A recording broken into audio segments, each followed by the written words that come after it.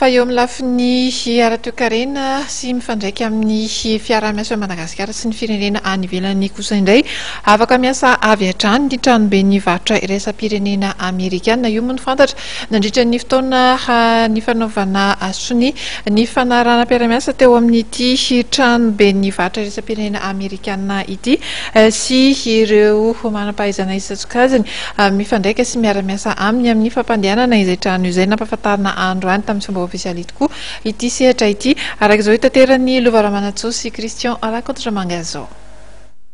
Afaka miasa avy hatrany manomboka izao ny tranobe ny varotra iraisam-pirenena Amerikana na ny AICC. Nampahafantarina tamin'ny ofisialy zany nandritra ny fifanaovatsiny ny memorandum fifanarahana teo amin'ny Andriamatoa isany Jason Quinn, tare generaly AICC sy Andriamatoa José Ramaherson, solotenan'ny AICC Madagasikara tetsy amin'ny hôtel Pandore Tsivato. Fifanaovatsiny manamarika ihany koa ny fisokafany AICC. AICC international tonga eto manao mission manome nomination mila soratra officielle miasa commerce international américaine eto atao toerana Madagasikara. Fa ty tafetitra membre na sino société d'État na eto société malagasy fa soratra valavalana miaraka miasa eto projet sy financement efa fanny ACC efa betsaka tsara fa miandry fotoana ny technicien sy programme